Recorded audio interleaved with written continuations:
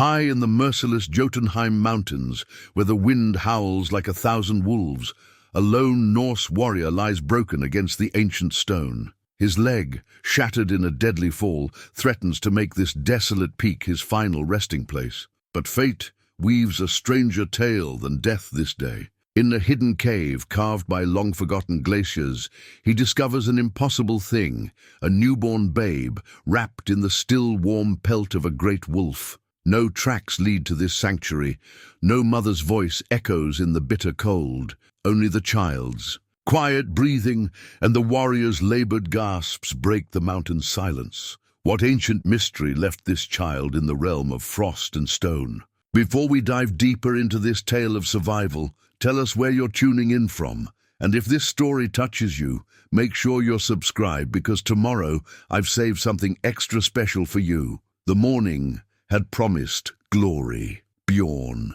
Wolfhand remembered that much as he lay against the frozen stone, his seax knife shattered beside him like his own broken promises. The blade had been his father's last gift, pressed into his calloused palm on that distant summer day when the fever finally took the old raider. Now both blade and leg lay broken in this god's-forsaken heights, far from the warm halls of his homeland. He had led the raid himself, of course. 15 seasoned warriors, their longship cutting through dawn mist like a wolf's tooth through flesh. The village nestled in the fjord's embrace had been wealthy enough to tempt, poor enough to leave unguarded. An easy raid, they'd all agreed. Quick wealth for minimal blood, but raiders' plans, like spring ice, had a way of breaking under pressure. They hadn't counted on the village elder being a former shield maiden, her silver hair belying arms still strong enough to swing a war axe. They hadn't expected the hidden signal horn, its deep bellow echoing off the fjord walls,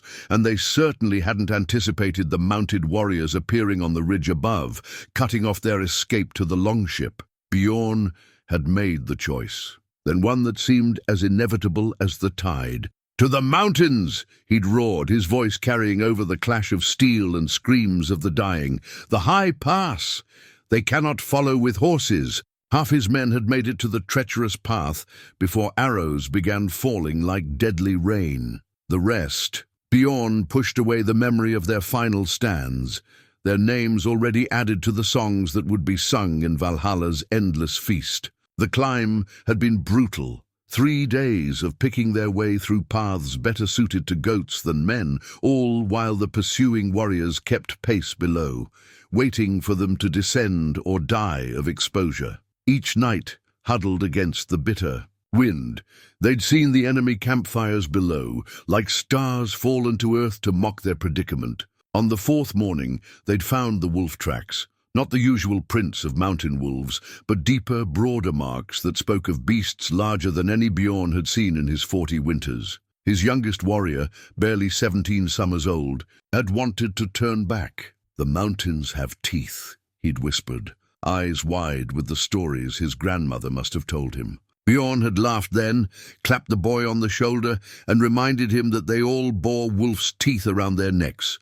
Raiders of the northern seas feared no beast that walked on 4 legs. Pride, always pride before the fall.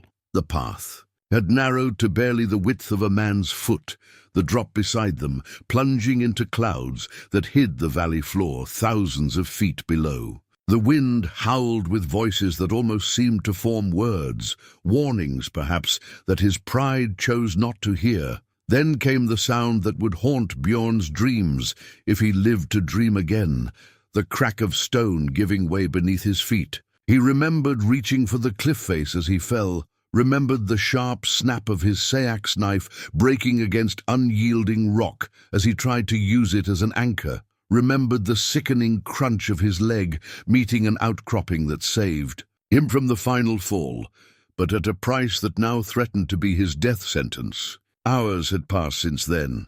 The sun had wheeled overhead, hidden behind clouds that promised snow. His remaining warriors would be forced to move on. Staying would mean death for them all, and Bjorn had trained them better than to die needlessly. He had trained them to survive, to fight another day, to return home with stories of glory that would echo in mead halls through the long winter nights. The bitter irony did not escape him. Bjorn Wolfhand, who had survived 30 years of raids, who had earned his name by killing a great wolf with his bare hands when barely more than a boy, would die here on this mountainside. No songs would be sung of his end, no sagas told of his final battle. Just another corpse for the ravens to pick clean when spring thawed his frozen remains. The wind changed then, carrying with it a sound that made his spine stiffen, despite the pain. A wolf's howl, but not like any wolf cry he had heard before. This sound carried something almost human in its timbre, a keening note that spoke of loss and searching, and underneath it, so faint he thought he might have imagined. It came another sound, a baby's cry. Bjorn Wolfhand, son of Grimolf the Grim, raider of the northern seas, pushed himself up on trembling arms. His broken leg screamed in protest, but he had not survived 3 decades of warfare by surrendering to pain. The cry had come from above, from a dark opening in the cliff face that he hadn't noticed before. A cave, its entrance partially hidden by a fold in the rock. Getting there nearly killed him. Every movement sent shards of agony through his leg. Every handhold threatened to give way beneath his weight. But something drove him upward, curiosity perhaps, or simply the stubborn refusal to die lying down like a sick thrall. By the time he dragged himself over the cave's threshold, his face was covered in frozen tears of pain, and his breathing came in ragged gasps that echoed off the stone walls. That's when he saw it. The wolf pelt spread out on the cave floor like a royal blanket, its fur still somehow warm despite the bitter cold.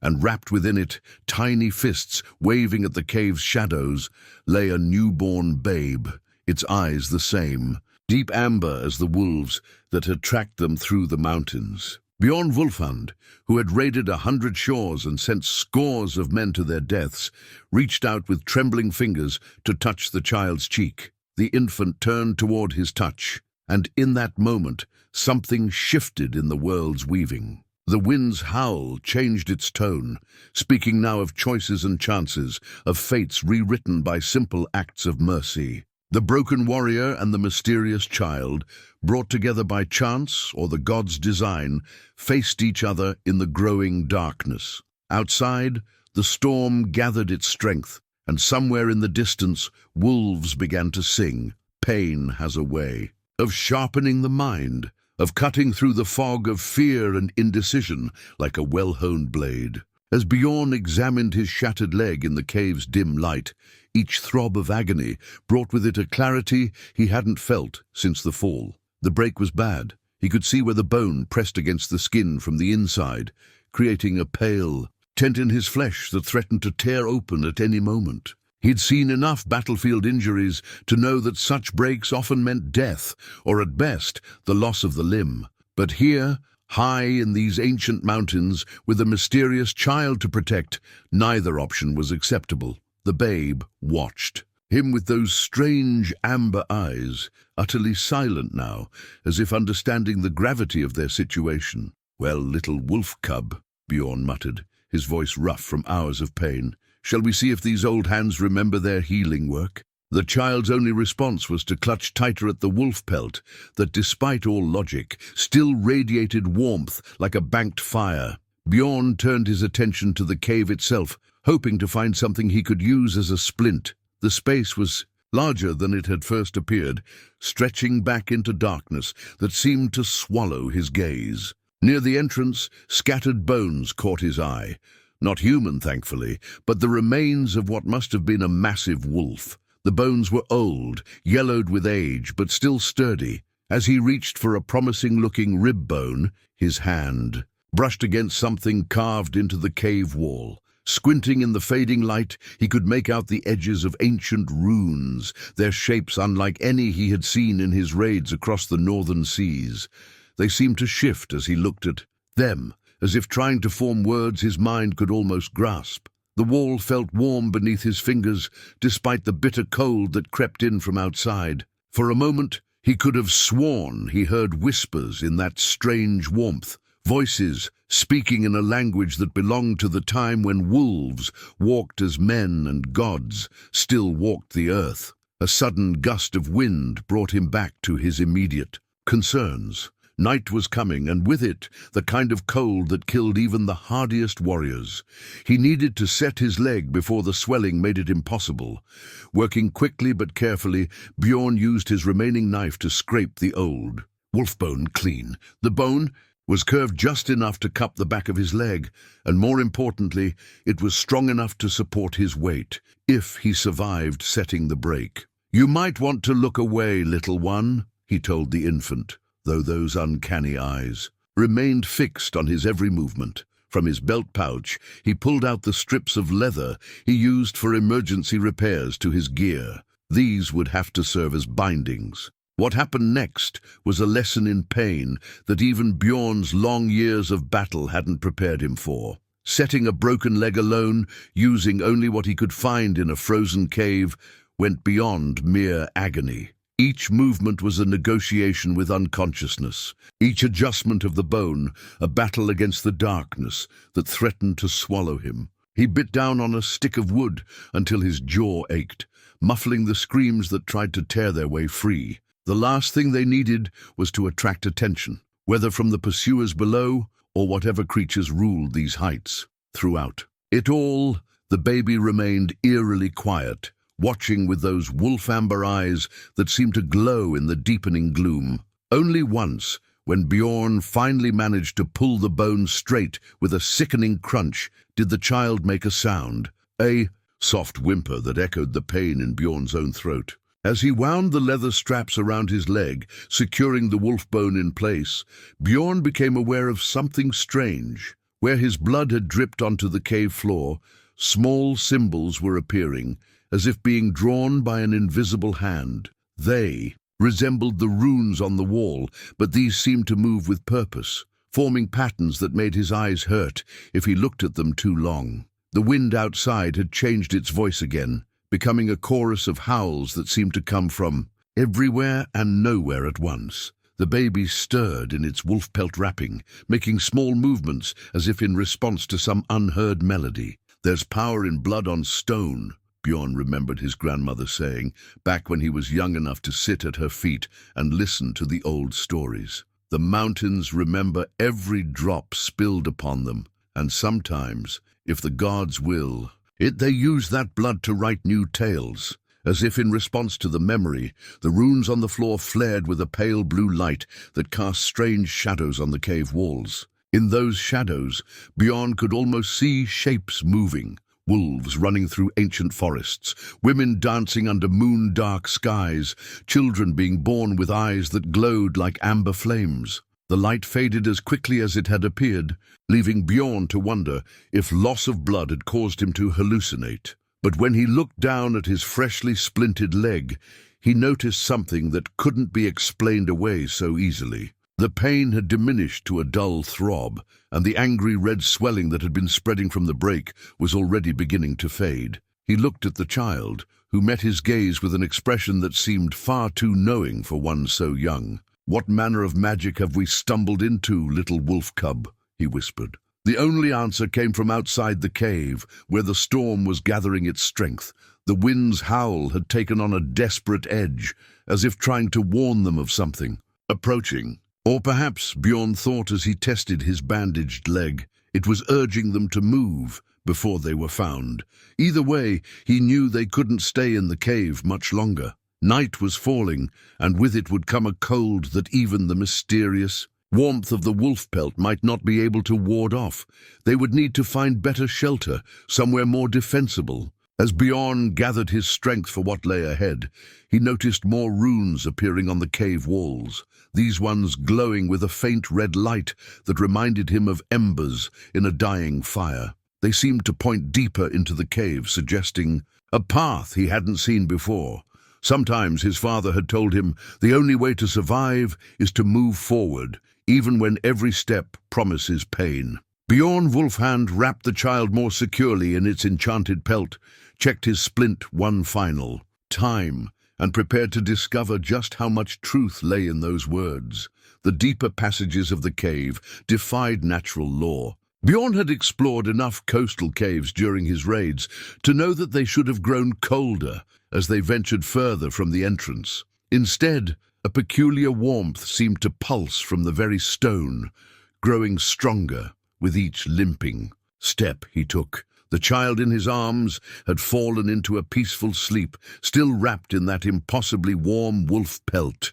Every so often, tiny fingers would twitch, as if reaching for something in dreams. Each time this happened, the glowing runes on the walls would flare brighter, casting long shadows that moved in ways shadows shouldn't. "Your mother left more than just you here, didn't she, little one?" Bjorn mused aloud, his voice echoing strangely in the tunnel. The echo came back changed, carrying harmonics that reminded him of wolf song. He adjusted his grip on the child, careful not to disturb its rest. The splintered leg protested each step, but the pain remained oddly distant, more memory than reality. The tunnel opened suddenly into a vast chamber that drew a gasp, even from Bjorn's battle-hardened lips. The ceiling soared away into darkness, but the walls told stories. Ancient paintings covered every surface, their colors as vivid as if they'd been painted yesterday instead of centuries ago. In the strange light of the runes, the images seemed to move, flowing from one scene to the next like water over stones. Here, a pack of wolves larger than horses ran beneath a moon that had yet to be scarred. There, women with wolf eyes danced around fires that burned blue and silver. Children born with amber eyes were presented to the moon, their tiny forms wrapped in pelts that seemed to breathe. Warriors lay broken in the snow, only to be found by these wolf women and carried to caves of healing. "The velour," Bjorn whispered, remembering fragments of tales his grandmother had told, stories within stories, that spoke of women who walked with wolves and worked magics older than the gods themselves. Tales forbidden by the new priests, who claimed there was only one god and no room for wolf women in his ordered world. At the chamber's center stood a stone altar, its surface smooth from countless years of use. Scattered around its base lay offerings turned to treasures by time, amber beads grown dark with age, silver arm rings green with verdigris, iron weapons transformed to rust. But it was what lay upon the altar itself that caught and held Bjorn's attention. A runestone, split perfectly in half, as if cut by a giant's knife. The runes carved into its surface glowed with the same inner light as those that had led them here. But these formed words he could almost read. Almost, but not quite, like a language he had known in dreams and forgotten upon waking. The child stirred in his arms, those amber eyes opening to fix upon the broken runestone. Tiny hands reached toward it, and in that moment, the runes blazed like captured lightning. Images flooded Bjorn's mind. A woman with wolf amber eyes, her belly swollen with child, fleeing from dark figures whose shadows fell wrong upon the snow. The same woman now in labor, surrounded by a pack of massive wolves that stood guard while she brought new life into the world. The child, this child, being wrapped in the pelt of the pack's leader, who had given its life willingly to protect the newborn from the killing cold. The vision ended as suddenly as it had begun, leaving Bjorn gasping. The child had settled back into his arms, but those eyes remained fixed on the runestone, as if reading secrets hidden in its broken face. "They hunt you," Bjorn said softly, understanding flowing like ice melt in spring. "They hunt you, and your mother did what she must to keep you safe." The child's only response was to grip tighter at the wolf pelt, but the runes on the walls pulsed in confirmation. A sound echoed from the tunnel behind them, the scrape of boot on stone, too deliberate to be accident or imagination. They were no longer alone in the cave system. Whether it was his pursuing warriors or something else entirely, Bjorn knew they couldn't linger. But the broken runestone held one last secret to share. As he turned to seek another exit, the light of its runes caught on a series of small marks carved into the altar's side. A map, he realized, showing passages that honeycombed the mountain's heart. And there, marked with a symbol that could only be a wolf's head, a path that led down to the valleys on the far side, far from his original pursuers. "Your mother thought of everything, didn't she?" he murmured to the child. "But I'm guessing those hunting you knew of this escape route as well." The baby's eyes met his, serious and somehow ancient in that tiny face. An understanding passed between them, warrior and wolf-child, both hunted, both broken in their own ways. Bjorn traced the path with his finger, committing it to memory. The runes showed at least 3 days' journey through the mountain's heart, assuming his splintered leg could manage it. But the alternative was staying here, waiting to be found by whoever was even now making their way down the tunnel toward them. A wolf's howl echoed through the chamber, closer than any he'd heard before. The child turned toward the sound, making a soft noise that might have been recognition. The runes on the walls flared one final time, and in their light, Bjorn saw new shadows moving, wolf shadows, pacing the chamber's edges as if standing guard. "Well then," he said, adjusting his grip on the child and checking that his splint was secure. "Shall we see if these old legs can manage one more adventure?" The baby made a sound that might have been a laugh, and somewhere in the darkness, a wolf answered with a sound equally filled with joy. As they made their way toward the tunnel that promised escape, Bjorn glanced one last time at the broken runestone.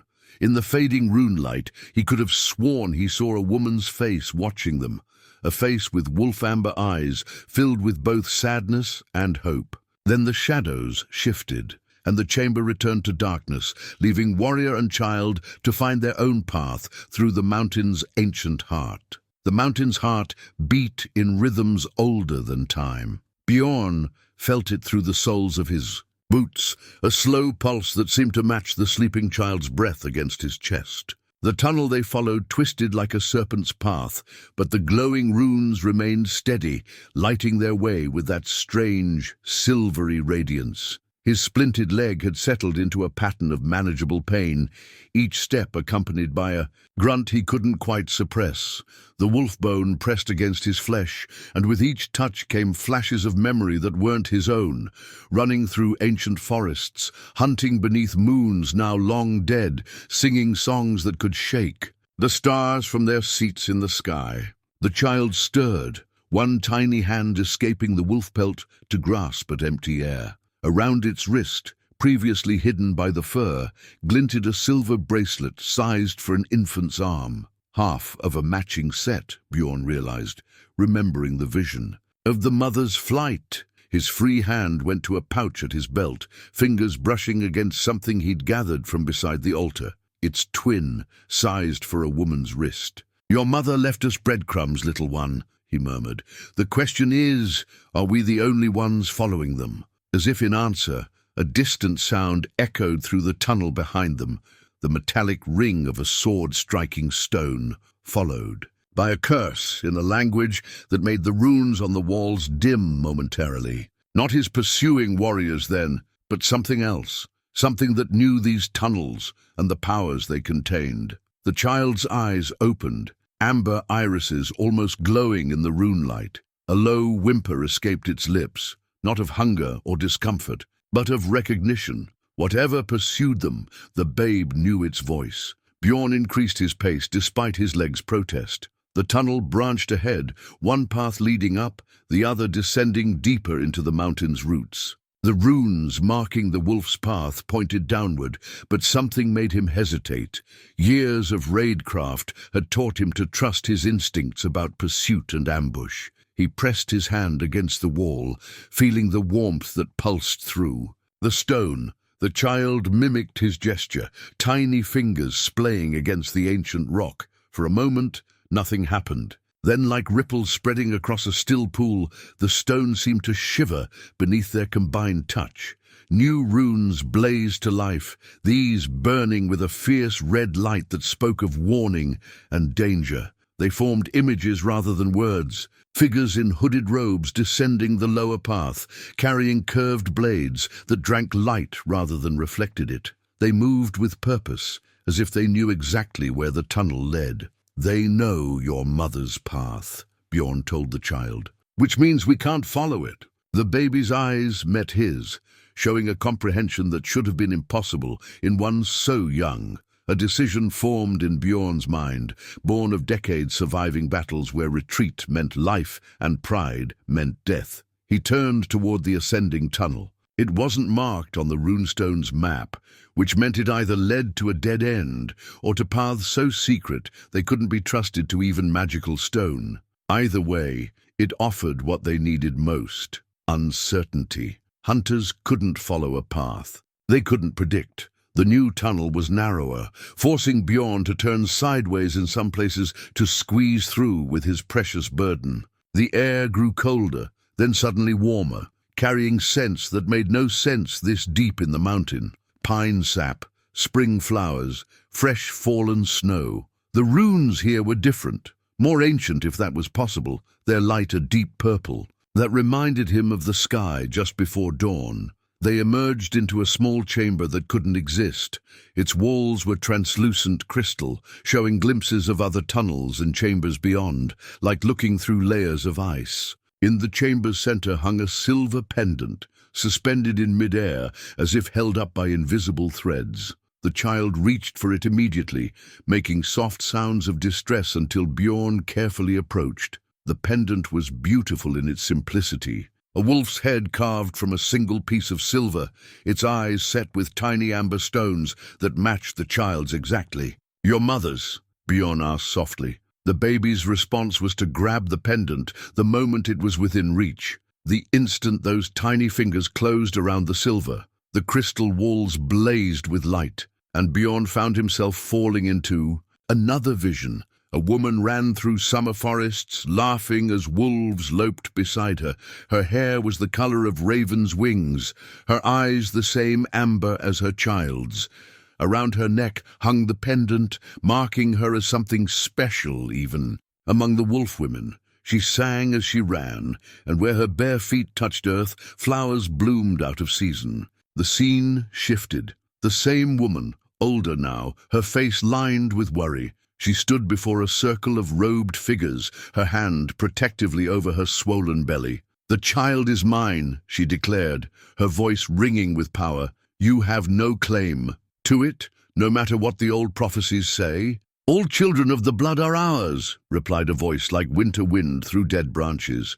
"The old ways must be preserved. The blood must remain pure." Another shift, and now the woman fled through winter storms, wolves running interference against dark shapes that pursued her. The pendant bounced against her chest, glowing with a light that helped guide her way. She sang through her pain and fear, songs of protection and hiding, of safety and love. The vision faded, leaving Bjorn gasping in the crystal chamber. The child had fallen quiet, the pendant clutched tightly in one small fist, the wolf pelt drawn closer with the other. A single tear rolled down its cheek, glinting like a star in the purple runelight. "They would take you for your blood," Bjorn said quietly, "for what you might become." The babe's eyes met his again, and in them he saw both his own reflection and something else, something ancient and wise and untamable as the wolves themselves. A howl echoed through the crystal chamber, impossibly close, but this time, instead of warning or threat, it carried a different message. Through the translucent walls, Bjorn saw shadows moving, wolf shadows, padding along parallel tunnels. The pack had found them again, but not to hunt, to guide. He looked down at the child, at the pendant now safely clutched in its small hand. "Well then, little wolf cub," he said, adjusting his grip and checking his splint, "shall we see where your mother's kin would lead us?" The baby made a soft sound that might have been agreement. In the tunnels around them, wolf shadows moved, with purpose, and the runes lit their way with that strange purple light. Behind them, far below, angry voices echoed in the depths where they had not gone. Bjorn Wolfhand, who had once hunted wolves for glory, now followed their guidance without hesitation. Sometimes, he reflected, the gods showed their humor in the paths they chose for men to walk, or perhaps in this case to limp. The crystal passages played tricks with distance and direction. What looked like a straight path ahead would twist unexpectedly, while apparent dead ends would suddenly reveal passages when viewed from the right angle. Bjorn found himself navigating as much by the wolf shadow's movements as by his own eyes, trusting their fluid forms as they flowed through the translucent walls. He had salvaged an ice axe from his fall, and now it served as both walking staff and weapon, its metal head ringing softly against the crystal floor with each step. The child had fallen into that peculiar state between sleep and waking, its ember eyes half-lidded but tracking every movement of the wolf shadows with an unsettling awareness. "Your mother's kin know these paths," Bjorn observed, his voice barely above a whisper. The crystals had a way of catching sounds and throwing them in unexpected directions, but so do those who hunt us, I'd wager. The child's only response was to clutch tighter at the silver pendant, which had begun to pulse with a faint light that matched the rhythm of the mountain's heartbeat. A sound from below made him freeze mid-step, chanting in that same strange language that had dimmed the runes earlier. The crystal walls caught and amplified it, transforming the words into something that made his teeth ache and the child whimper softly. The wolf shadows grew agitated, pacing their crystal corridors with hackles raised. The pendant in the child's hand flared suddenly, casting sharp shadows across the crystalline surfaces. In those shadows, Bjorn saw their pursuers clearly for the first time. Tall figures in robes the color of old blood, their faces hidden beneath deep hoods. They carried curved blades that seemed to drink the light around them, and at their belts hung pouches that clinked with what might have been bones or stones for casting lots. "The old ways must be preserved," they chanted, their voices harmonizing in ways that made the crystal walls vibrate. "The blood must remain pure. The prophecy must be fulfilled." The child began to tremble, not from cold. The wolf pelt kept it impossibly warm, but from something deeper, more instinctive. The pendant's light pulsed faster, and in its glow, Bjorn saw more shadows of memory playing across the crystal walls. The robed figures standing in a circle, performing rituals. With blood and bone, children with wolf-amber eyes being taken from their mothers, raised in underground temples where the old magics still held sway. A prophecy written in runes that burned like frozen fire. "When the wolf's blood runs thin, a child shall be born." Of the last true line, bearing power to either restore or end the ancient ways. "They fear you," Bjorn realized, looking down at his tiny charge.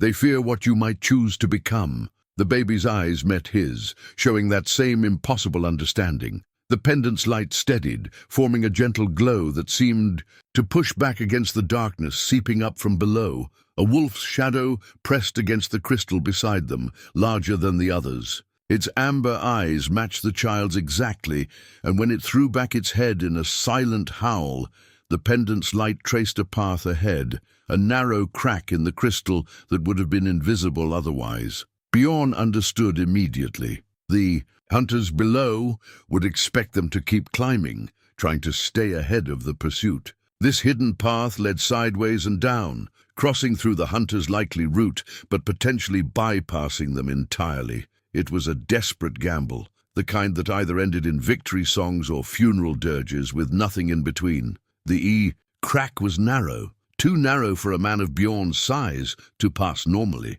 but he had not survived 30 years of raids without learning how to make impossible passages possible. With careful movements that sent fresh waves of pain through his splintered leg, he turned sideways and began to edge through the gap. The child, sensing the need for absolute silence, didn't make a sound as Bjorn pressed them both through the crystal fault line. The pendant's light dimmed to barely a glimmer, just enough to illuminate the path ahead without betraying their position. Through the crystal walls, they could see the wolf shadows paralleling their route through other hidden passages, a silent honor guard of ancient spirits. They had covered perhaps 20 feet of this precarious traverse when the chanting below changed tone. The hunters had found their false trail and were following it upward, their dark blades scraping against crystal with sounds that set Bjorn's teeth on edge. But they hadn't found this hidden path. Not yet. The crack widened slightly, allowing Bjorn to move a bit faster despite his injury. The wolf-bone splint pressed against his leg with each movement, sending more flashes of ancient memory. Wolves teaching their pups the secret paths through mountain and forest, knowledge passed down through blood and bone since the first wolf. ran beneath the first moon. Suddenly the child tensed in his arms. Through the crystal wall to their right, they could see one of the hunters had paused directly opposite their position. The hooded figure turned slowly, as if sensing something amiss. The dark blade in its hands seemed to writhe with shadows of its own, reaching out like smoke tendrils searching for prey. The pendant's light guttered like a candle in wind. The child held its breath, tiny body rigid with instinctive fear. Bjorn didn't dare move, didn't dare breathe, as the hunter's hidden face turned toward their position. The crystal between them was thin enough that he could make out runes embroidered on the figure's robes.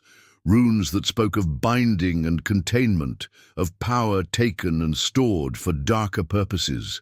A wolf's howl echoed through the crystal passages, distant but clear, coming from far above where they had not gone. The hunter's head snapped toward the sound, hood turning sharply enough that Bjorn caught a glimpse of what lay beneath, a face pale as cave fish, marked with ritual scars that formed patterns like a wolf's fur. The hunter moved away, following its companions toward the false trail and the howl's promise of prey. Only when the sound of their chanting had faded did Bjorn allow himself to breathe again. The child relaxed in his arms, and the pendant's light strengthened once more. "Your mother chose well," Bjorn whispered, stroking the child's head softly. "Both in hiding you and in choosing your guardians." The baby touched his cheek with one tiny hand, and in that moment of contact, Bjorn felt a surge of something ancient and wild. The spirit of wolves who had run these mountains since the world was young, protecting their own through countless winters. The crack in the crystal continued ahead, leading them deeper into the mountain's secrets. The wolf shadows paced alongside, their silent presence a reminder that some bonds ran deeper than blood, some oaths stronger than death. Behind them, the hunters' chanting faded to echoes, and then to memory. But Bjorn Wolfhand, who had led enough raids to know the patterns of pursuit, understood this was merely a reprieve, not a victory. The real test still lay ahead, where crystal gave way to stone, and ancient powers waited to test both warrior and child. Where crystal gave way to ancient stone, the wolf shadows became something more than mere shapes in the light. Bjorn first noticed the change when a massive paw print appeared in dust that hadn't been disturbed for centuries, followed by another and another, marking a path through the darkness ahead. The prints glowed with a faint silver light, like moonlight captured in morning frost. Around his neck hung a new token, a necklace of wolf teeth he'd found where the crystal passages ended, its ivory surfaces carved with runes so old they made his eyes blur to look at them.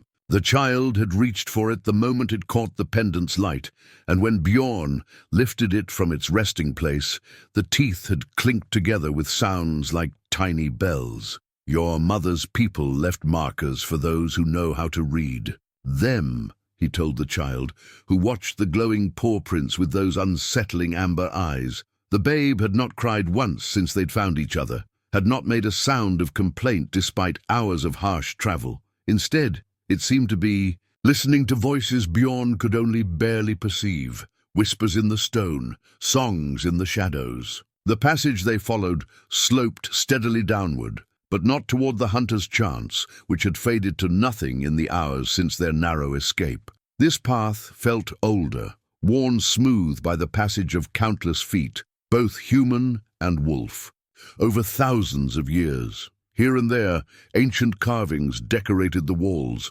wolves running beneath strange stars, women dancing with shadows, children being born with moonlight in their eyes. The wolf bone pressed against Bjorn's broken leg had become more than a mere splint. With each step, more memories that weren't his own seeped into his mind.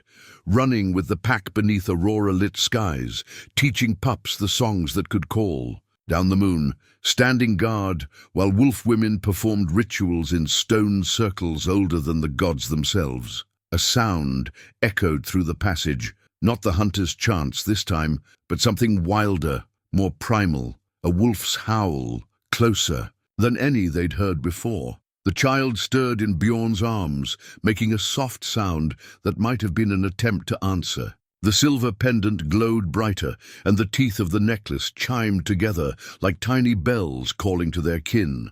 The paw prints leading them onward flared brighter, and in their light Bjorn saw something that made him pause mid-step. The shadows cast by his own body and the child's had changed. Where there should have been simple darkness, there were now wolf shapes, moving as they moved, guarding as they walked. Their own shadows had joined the pack. "We're not alone anymore, are we, little one?" Bjorn whispered. The child reached out toward their transformed shadows, tiny fingers spreading as if to touch the spectral fur. The wolf-teeth necklace chimed again, a sound like laughter in the darkness. The passage opened into a circular chamber that must have been a shrine in ages past. Stone benches lined the walls, worn smooth by countless years of use. At the chamber's center stood an altar, unlike the one they'd seen above. This one was carved from a single piece of black stone that seemed to drink in light, its surface decorated with spiral patterns that moved when viewed from the corner of the eye. As they entered the space, their shadow wolves took on more substance, becoming forms of silver mist that padded around the chamber's perimeter. The largest of them, a massive beast with eyes that glowed like molten gold, approached the altar and laid something upon its surface, a scrap of cloth that seemed to shimmer between shadow and substance. The child reached for it immediately, making soft sounds of recognition. When Bjorn brought them closer, he saw it was a piece of a woman's dress, torn in flight perhaps, but preserved here by powers he could only guess at. The scent of spring flowers and winter winds still clung to its fabric. "Your mother passed this way," he said softly. "Recently." The child pressed tiny fingers against the cloth, and in that moment of contact, the chamber filled with shadows of memory. A woman running, her dark hair streaming behind her like a banner of night. The pack running with her, physical wolves and shadow wolves moving as one to guard her flight, her swollen belly slowing her steps, but determination driving her onward. She paused at this very altar, leaving a scrap of her dress as a message for those who might follow. Not the hunters with their dark blades, but others, those who might help. The vision faded, but its meaning remained clear. They were on the right path, following traces of the child's mother's desperate flight. The shadow wolves moved restlessly around the chamber, their forms becoming more solid. With each circuit, the one that had retrieved the cloth fragment approached Bjorn directly, its massive head level with his chest. Up close, he could see the creature was both more and less than a natural wolf. Its form rippled like smoke in wind, but its eyes held an intelligence that spoke of centuries of watching, waiting, guarding. When it looked at him, Bjorn felt judgment in that gaze, not of his past deeds or warrior's glory, but of his present choice to protect rather than hunt. The wolf's mouth opened in what might have been a smile, revealing teeth that glowed like starlight. It pressed its insubstantial nose against the splint on Bjorn's leg, and for a moment the constant pain of the break faded completely, not healed. Nothing could heal such damage so quickly, but eased, as if the spirit of the wolf whose bone supported him had decided to lend its strength more directly. The child reached out fearlessly to touch the shadow wolf's head. Where those tiny fingers passed through the misty fur, sparks of silver light danced like the first stars of evening. The wolf-teeth necklace chimed a harmony that made the spiral patterns on the altar dance, and the silver pendant pulsed in time with some deeper rhythm. "We are watched," Bjorn said quietly. "We are guided, we are guarded." The words came from somewhere beyond his own knowledge, as if the wolf bone against his leg was lending him more than just physical support. The shadow wolf's eyes met his. Again, and this time he clearly heard words in the silence. "The pack protects its own." The child made a sound like distant laughter, and all around the chamber the shadow wolves took up the call in voices that bridged the gap between howl and song. The sound should have echoed through the mountain's depths, should have brought the hunters running with their dark blades and darker magic. But this was old magic, wild magic, born in the days when wolves first chose to run with humans who proved themselves worthy of the pack. The song remained contained within the chamber, a promise and a warning, wrapped in notes that spoke of moonlight on snow and the joy of the hunt.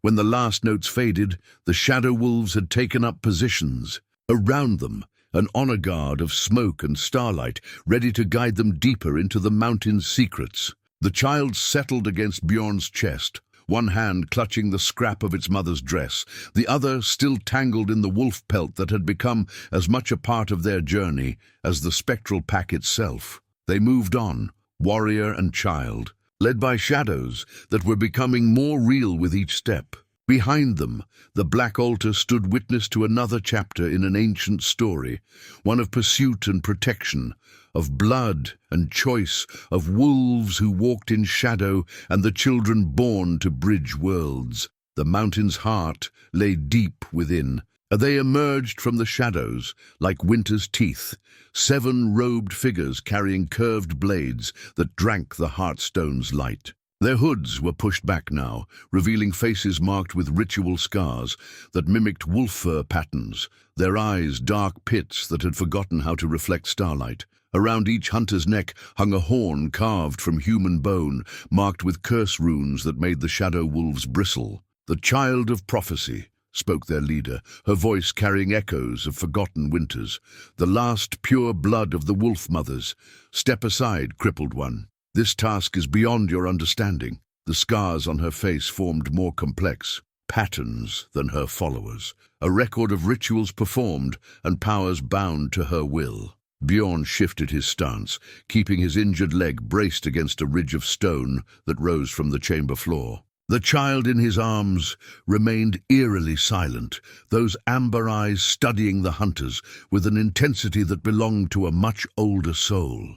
"I understand well enough," Bjorn replied, his voice steady despite the pain pulsing through his splinted. "Like you would cage what was meant to run free, bind what was meant to choose its own path." The wolf teeth at his neck chimed a warning chord, and the shadow wolves moved closer, their spectral forms hardening further in the Heartstone's light. The hunter leader's laugh held no warmth. "Choice. The old powers fade. The blood grows. Thin. Each generation, fewer children are born with the wolf sight.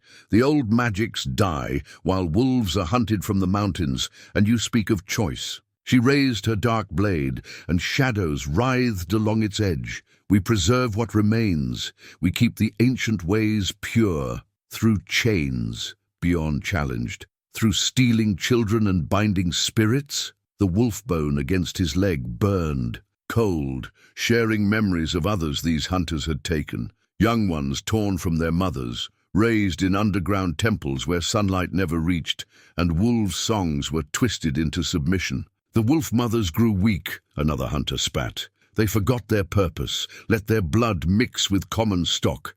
They chose comfort over power, domestication over wild strength." He raised his bone horn to his lips. "We remained true to the old ways. We remembered." The horn's note struck the chamber like a physical blow.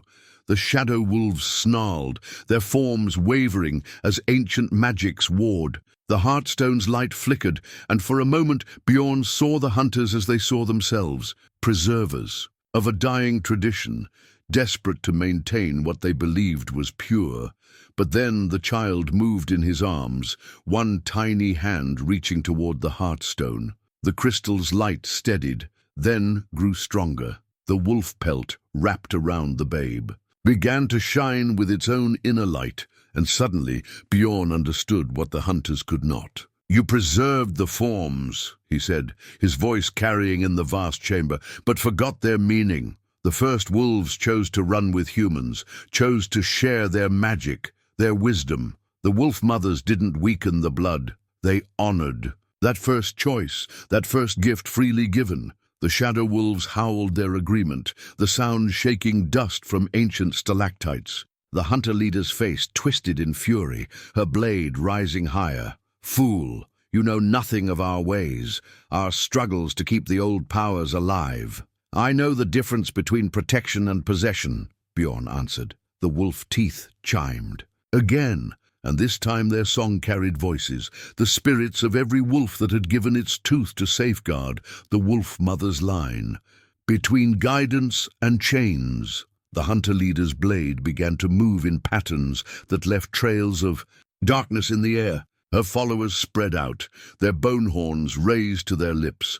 "The child comes with us," she declared. "The prophecy will be fulfilled as we have foreseen. The old powers will be bound properly, controlled and directed as they should be." The child stirred again, and this time, when those amber eyes fixed on the hunters, something ancient looked out from behind them. The silver pendant at its throat blazed like a captured star, and the wolf pelt's fur rippled as if in a wind that touched nothing else in the chamber. The shadow wolves began to pace, their circles growing tighter around Bjorn and the child. Where their paws touched stone, frost flowers bloomed in patterns that spoke of freedom and choice, of wild runs beneath winter moons, and songs that could shake the stars from their seats. "The prophecy speaks of restoration," the hunter leader continued, her blade tracing symbols of binding and containment, of power renewed and magic preserved. "The child will restore the old ways under our guidance."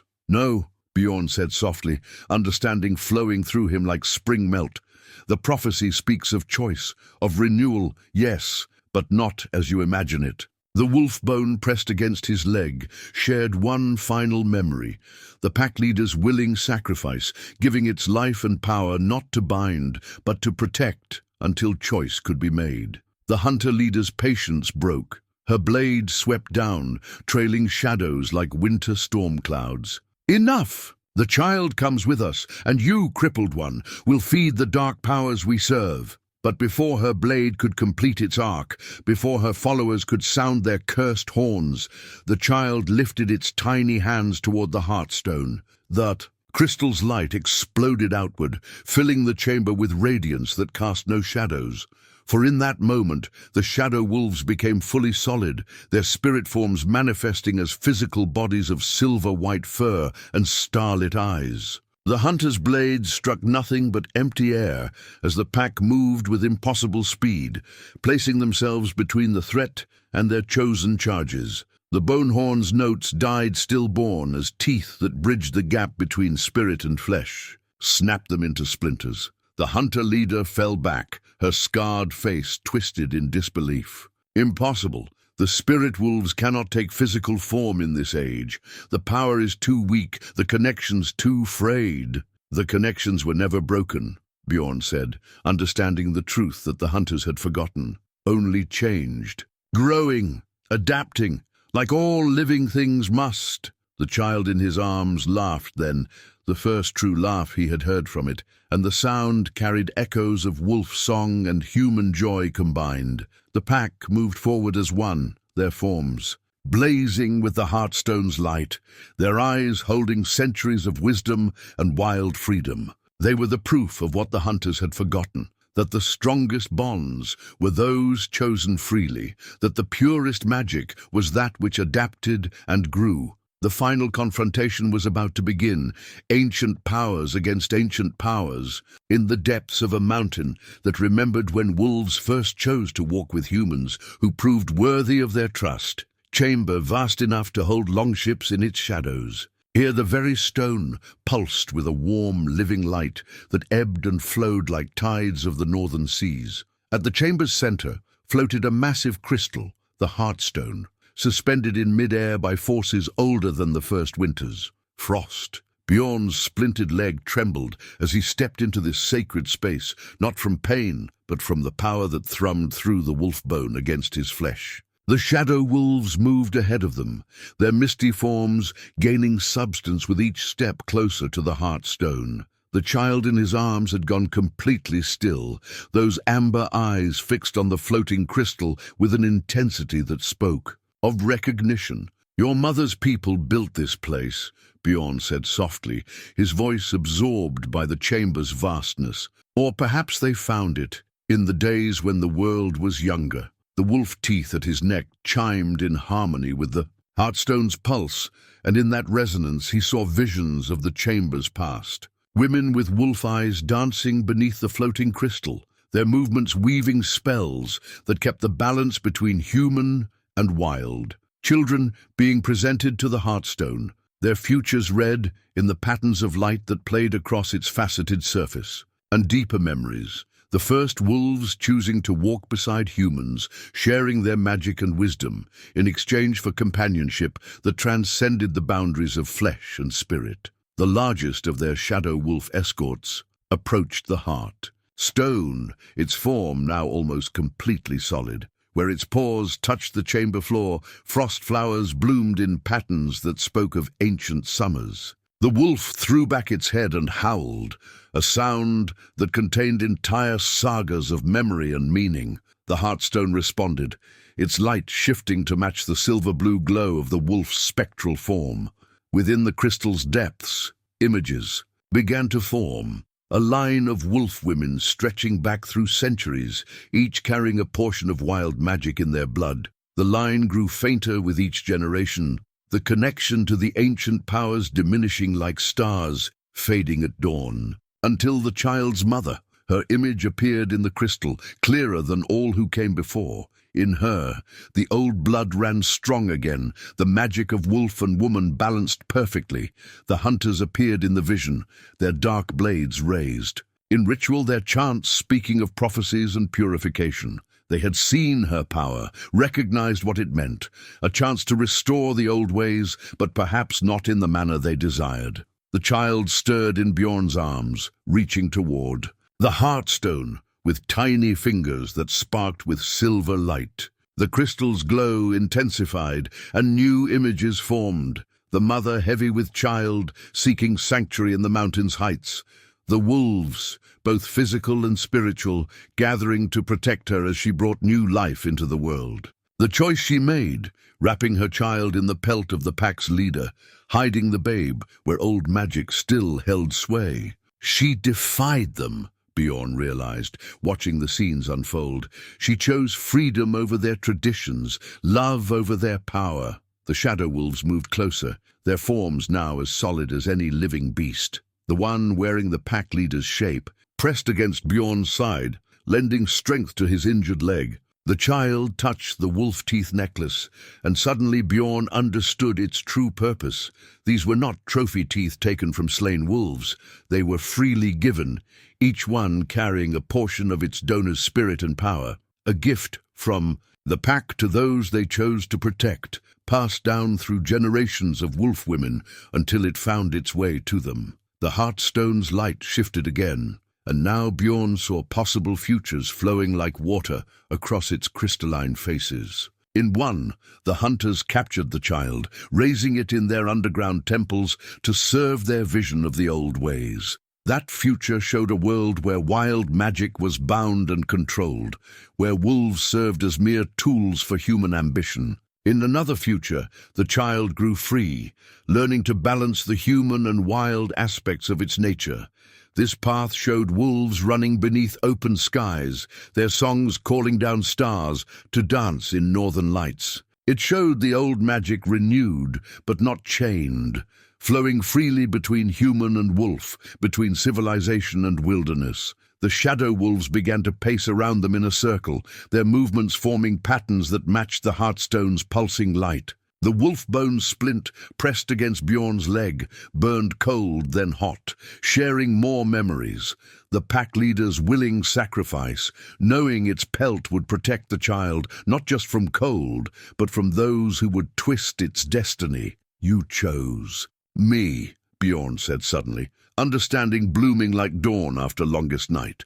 Not just the child's mother, the pack itself. You led me to that ledge, arranged my fall. The wolf wearing the pack leader's shape turned its starlit eyes to him and nodded once, slowly. They had needed someone who understood both human and wild ways, someone who had been both hunter and hunted, someone who could teach the child to walk between worlds when the time came. His leg would heal stronger than before, the wolf bone becoming part of him just as he had become part of this ancient story. The child reached out again, this time managing to touch the heartstone's surface. The contact sent ripples of light through the crystal, and for a moment, Bjorn glimpsed the full scope of what they had stumbled into, a turning point in the world's story, where the future of wild magic itself hung in the balance. But the moment of revelation was broken by sounds echoing from the passages behind them, chanting in that dark language that made the shadows writhe. The hunters had found their trail again, following the traces of power that radiated from this ancient chamber. The shadow wolves turned as one toward the sound, their forms solidifying further until they seemed almost physical, spirits taking on flesh to defend what they had chosen to protect. The Heartstone's light dimmed slightly, as if drawing in its power for what was to come. Bjorn shifted his grip on the child, checking his splint and readying his ice axe. The wolf-teeth necklace chimed a warning, and the silver pendant at the child's throat began to pulse with a stronger light. Whatever came through that passage would face not just a wounded warrior, but the combined power of centuries of wolf spirits and the ancient magic they served. The child looked up at him with those amber eyes that held both innocence and ancient wisdom. And Bjorn Wolfhand, who had once hunted wolves for glory, felt the last pieces of his old life fall away. He had been remade here in the mountain's heart, transformed by choice and circumstance into something his younger self could never have imagined, a guardian of wild magic, a protector of wolves. The hunters' chants grew closer, and the shadow wolves began their own song, a harmony of howls that spoke of moonlight and freedom, of choices and consequences, of bonds stronger than blood or blade. The Heartstone's light steadied, ready to bear witness to whatever came next in this ancient struggle between those who would bind magic and those who would let it run free. The battle began with a howl that shook centuries of dust from the chamber's heights. The shadow wolves, now solid as moonlight made flesh, moved like a winter storm, their silver-white forms blurring with supernatural speed. The hunter's dark blades sang through the air, leaving trails of shadow that tried to bind and corrupt. The pure light radiating from the pack's manifested forms. In Bjorn's arms, the child watched with ancient eyes as its guardians fought its would-be captors. The silver pendant pulsed in time with the Heartstone's light, and the wolf pelt seemed to ripple with energy that flowed into the fighting pack. Each hunter's blade that struck spectral flesh drew no blood. Instead, sparks of pure starlight burst from the contact points, searing the shadows from their enchanted edges.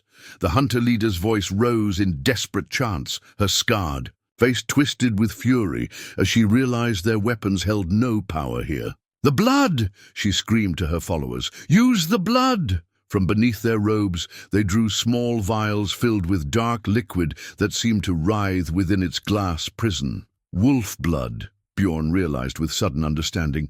Taken from those you've bound and broken. The wolf bone against his leg burned with shared memory. Pain and despair from wolves captured and drained, their essence stored to fuel dark rituals. The hunters uncorked their vials as one, letting drops of the corrupted blood fall upon their blades. Shadow became substance, and now when they struck, the pack's manifested forms showed signs of harm, patches of silver fur dimming, starlit eyes flickering like candles in wind. The largest of the shadow wolves, the one wearing the pack leader's shape, turned its massive head toward Bjorn. In its eyes he saw clear instruction. They needed to reach the Heartstone. Everything else was just delay. Bjorn began to move, each step sending shards of pain through his splinted leg. The child seemed to understand the urgency, remaining perfectly still in his arms as he limped toward the floating crystal. Around them, the battle raged with supernatural fury. A hunter's blade sliced through one of the pack, its corrupted edge parting spirit flesh. Instead of blood, light poured from the wound, the same light that pulsed within the Heartstone. The injured wolf's form began to fade, its substance returning to spirit. But as it faded, something remarkable happened. The wolf's dissolving form flowed into its nearest packmate, and the receiving wolf grew larger, its light burning brighter. The hunters had not weakened the pack's power, they had only concentrated it into fewer vessels. The hunter leader saw this too. "The vessels don't matter," she called to her followers. "Take the child. The power must be contained, controlled." She raised her blade high, now dripping with stolen wolf's blood, and began a new chant, older, darker, speaking of chains that could bind even starlight. The child's hands suddenly gripped Bjorn's tunic with surprising strength. The pendant around its throat blazed like a fallen star, and the wolf pelt's fur stood on end as if charged by lightning. Without warning, knowledge poured into Bjorn's mind, not from the wolf bone this time, but from the child itself. He understood now why the hunters were so desperate. The child carried not just the wolf mother's blood, but something more, the potential to heal the rift between human and wild magic, to restore the balance that had been lost when the hunters first began binding wolves instead of earning their trust. They were nearly to the Heartstone now. The remaining shadow wolves fought with increasing ferocity, their dwindling numbers making each one stronger as they absorbed their fallen companion's light. But the hunters pressed forward, their blood-corrupted blades carving paths through spirit flesh, their chants growing stronger as they drew upon the pain of their weapon's captive essence. The hunter leader broke through the pack's defense, her blade sweeping toward Bjorn's injured leg. But before it could strike, one of the shadow wolves intercepted the blow. The corrupted edge cut deep, and as the wolf's form began to dissolve, Bjorn saw in its fading eyes a truth that the hunters had never understood. True power lay not in preservation, but in willing sacrifice. The child reached out toward the dying wolf, tiny fingers spreading as if to catch its dissolving light. The pendant's glow intensified, and suddenly the wolf's essence did not flow to its packmates. Instead, it poured into the pendant itself, making the silver shine like liquid moonlight. The hunter leader's blade struck again, and again a wolf intercepted it. More light flowed into the pendant, and now the wolf pelt began to shine as well. The child's eyes blazed like captured stars, and in them Bjorn saw the future the hunters feared. Not an ending of the old ways, but their rebirth in a form that could survive in a changing world. They reached the Heartstone just as the last shadow wolf fell. The pack leader's form dissolved slowly, its light flowing not into the pendant, but into the wolf bone pressed against Bjorn's leg. Strength flooded his injured limb, not healing, but reinforcing, giving him the power for what must come next. The hunter leader's followers formed a circle around them, their blood-stained blades raised high. "The old ways must be preserved," they chanted. "The power must be contained." "No," Bjorn said softly, understanding at last his part in this ancient story. "The power must be transformed."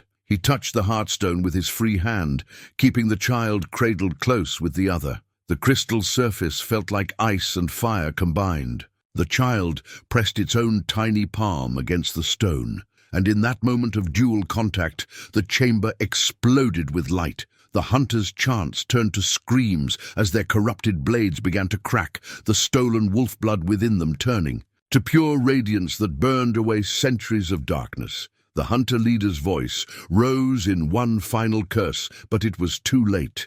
The pendant, the pelt, the wolf teeth necklace, and the bone splint all blazed with unified purpose. The child's laugh rang out, bright and wild and free, as the Heartstone's light transformed the hunter's binding magic into something new. Where there had been 7 dark-robed figures, now 7 wolves stood, their fur black as night, but their eyes holding the same starlight that had burned in the spirit pack. The hunters had sought to bind wolf magic to their will. Instead, they had been given the chance to truly understand it, to earn it as the first wolf mothers had. The price of power was not in the taking, but in the transformation, not in the preservation of old forms, but in the courage to become something new. As the newly made wolves looked upon themselves with dawning comprehension, the child's pendant gradually dimmed to a steady glow, and the Heartstone's light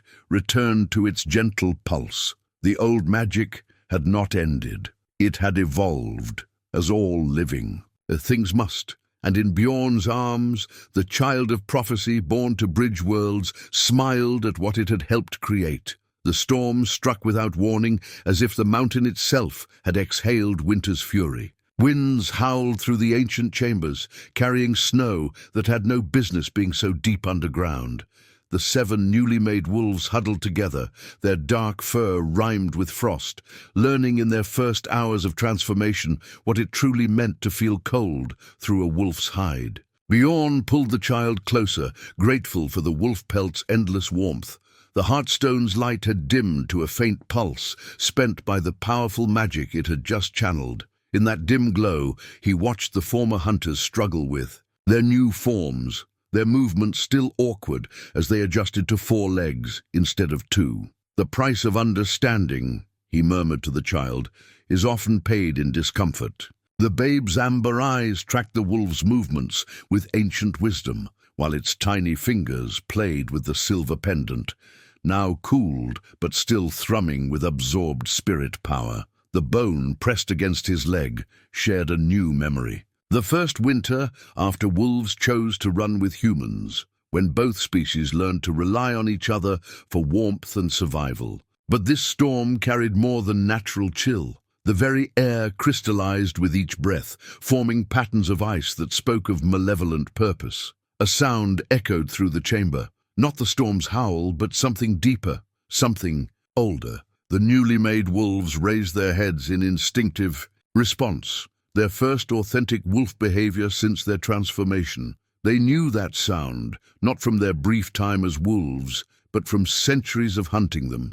The call of an alpha wolf, twisted by dark magic into something that should not be. "There are always deeper shadows," Bjorn said grimly, remembering stories of what lurked in the mountain's lowest depths. The wolf teeth at his neck chimed a warning, their song nearly lost in the storm's growing fury. The transformed hunters pressed closer, their natural pack instincts already overtaking human reservations. The child stirred in his arms, making a soft sound that might have been concern. The pendant flared briefly, casting light on walls now coated with impossible ice. In that flash, Bjorn saw ancient carvings he hadn't noticed before, warnings of what dwelt below, of powers even the wolf mothers feared to challenge. The deep sound came again, closer now. With it came a cold that penetrated even the wolf pelt's magic. The 7 wolves whimpered, their first lesson in fear from their new forms.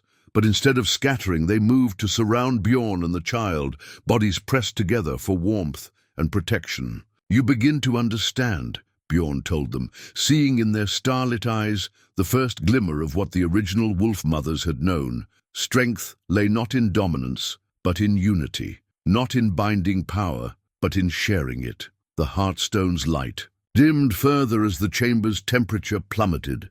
Frost crept across its surface, an impossibility that spoke of power ancient enough to bind even the mountain's heart. The storm's wind formed patterns now, almost words, speaking of hunger older than the first snows. From the darkness of the lower passages emerged a blade of pure ice, held by a figure that seemed formed from winter itself, where the hunters' blades had drunk light. This weapon radiated cold so intense it froze the very air around it. The being that wielded it stood twice the height of a man, its form wrapped in furs white as death snow, its face hidden behind a mask carved from glacier. "Ice, rime frost hunter," Bjorn breathed, recognizing the figure from his grandmother's darkest tales. The wolves around them growled, their first act of defiance in their new forms. The child gripped its pendant tighter, and the wolf pelt's fur bristled with borrowed spirit power. The figure spoke, its voice the sound of avalanches in deepest winter. The old blood stirs, changes, transforms. It raised the ice blade, which sang with the voices of all who had frozen in winter's embrace. Such power belongs in winter's keeping, preserved unchanging in frost's embrace. The 7 wolves stood their ground, but Bjorn could feel them trembling. They had been hunters of wolves, and now they faced what hunted hunters. The wolf bone against his leg burned cold enough to bite, sharing urgent warnings of battles fought in ages past, when the Rimefrost hunter had tried to claim wolf magic for Winter's realm. The child, however, showed no fear. Those amber eyes studied the ancient being with something like recognition. The pendant's light steadied, pushing back against the unnatural cold. In that moment, Bjorn understood another fragment of prophecy. The child's power to restore meant not just healing the rift between human and wolf magic, but defending that magic from all who would claim it. Winter preserves the Rimefrost. Hunter continued, ice crystals forming with each word. Winter keeps unchanging, what lives must eventually submit to Frost's embrace. It took a step forward, and where its foot touched stone, the floor became black ice that spread in crackling patterns. The wolves backed away from the spreading ice, but maintained their protective circle. Their starlit eyes held fear, yes, but also growing determination.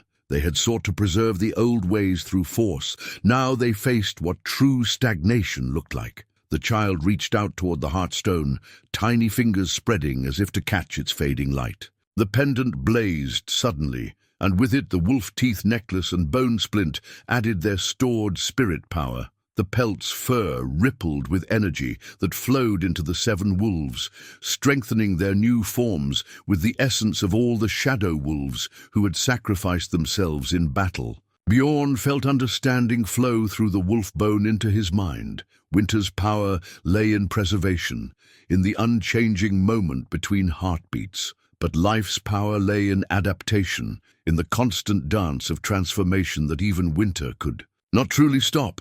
The child represented not just change, but the kind of change that kept the old magic alive by helping it grow. The Rimefrost hunter raised its blade higher, and the storm's fury intensified.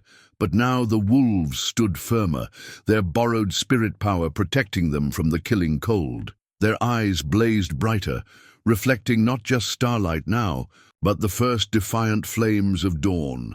The child laughed, a sound like spring melt in Winter's heart, and pressed both hands against its pendant. Light exploded outward, carrying with it the warmth of all the summers that had ever followed. Winter's reign.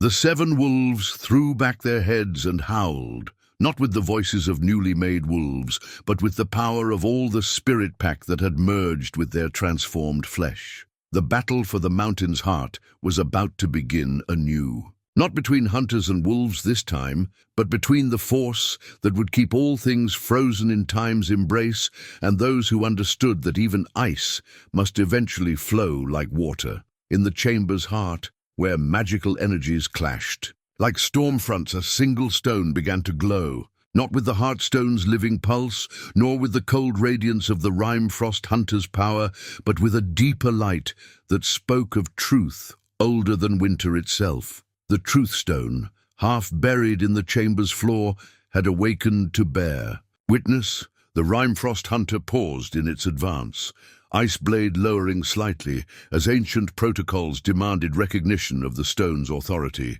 Even beings of Winter's realm respected the Truth Stone's power, for it had existed since the first wolf shared breath with the first human, recording in its crystalline depths the original compact between worlds. The child's amber eyes fixed on the stone with fierce intensity. The pendant at its throat resonated with the stone's frequency, and suddenly the chamber filled with images drawn from time's depths. The 7 transformed wolves sat upon their haunches, compelled by magic older than their former human minds could comprehend. Bjorn felt the wolf bone against his leg vibrate with shared memory. Witness, spoke the Truth Stone, its voice the sound of mountains remembering. Witness the compact that winter's power cannot freeze, that summer's heat cannot melt, that human hands cannot break, nor wolf teeth sever. In the stone's light, they saw the first meeting. Humans struggling through endless winter, wolves fighting against starvation's edge. Not enemies, but fellow hunters sharing the same desperate need to survive. Then the moment of choice, a wolf sharing its kill with a starving human child, a human sharing fire's warmth with an injured wolf. The first gift was freely given, The stone continued, its light rippling like northern lights. Not taken, not bound, not preserved, unchanging. Life recognized life, need recognized need, and both were transformed by choice. The Rimefrost hunter's voice cut through the vision. Like cracking ice, choice leads to chaos. Change leads to loss. Winter's grasp preserves what was pure, keeps what was strong. Its blade rose again, frost patterns spreading across the chamber floor. But the truth stone's light held firm, and new images formed. Through countless generations, wolves and humans adapted together, each teaching the other, each growing stronger through partnership rather than dominance. The first wolf mothers learning to bridge worlds, not through force, but through understanding. Magic flowing between species, not as power to be grasped, but as gifts to be shared. The child reached toward the stone, and at its touch, the final truth emerged. The full prophecy that the hunters had only partially understood, that even the Rimefrost hunter had misinterpreted through winter's unchanging lens. The last pure blood of the wolf mothers comes not to preserve, but to transform. Not to restore what was, but to forge what must be. When the wolf's blood runs thin, a child shall be born of the last true line, bearing power to either restore or end the ancient ways. The 7 wolves stirred, their starlit eyes showing comprehension of what they had failed to understand as humans. The awe in the prophecy was not a choice between restoration and ending, but a recognition that true restoration required ending the old ways of power and preservation. The Rimefrost hunter raised its blade, high ice crystals swirling around its form. Winter does not recognize transformation. Winter holds, winter keeps, winter preserves. Its power pulsed outward, a wave of killing cold that sought to freeze all change, all possibility, all choice, into eternal stasis. But the child laughed, a sound like spring streams breaking winter's grip, and lifted its pendant toward the truth stone. Light met killing cold in the chamber's heart, and in that meeting, past flowed into present, into future. The wolf pelt around the child rippled with power drawn from choice rather than compulsion, from understanding rather than domination. The 7 wolves began to howl, their voices carrying centuries of new comprehension they had sought to preserve. The old powers through force, through ritual, through the binding of wild magic to human will. Now they sang of transformation, of adaptation, of strength, found not in unchanging preservation, but in the constant dance of becoming. Bjorn felt the wolf bone against his leg pulse with its own truth, the willing sacrifice that had saved his life and led him to this moment. The strongest bonds, he said, understanding flowing through him like spring melt, are those remade with each generation. The purest magic is that which flows freely between willing hearts. The truth stone's light intensified, and in its radiance, they saw the child's mother again, not fleeing in fear, but running with purpose. She had understood what her pursuers had forgotten, that the wolf mother's line wasn't meant to preserve the old magic unchanged, but to help it grow, adapt, transform. She had hidden her child not to protect it from those who would use its power, but to give it the chance to choose its own path. The Rimefrost hunter struck, its blade of ice singing with winter's fury, but where it met the combined light of truth stone and pendant, transformation rather than preservation held sway.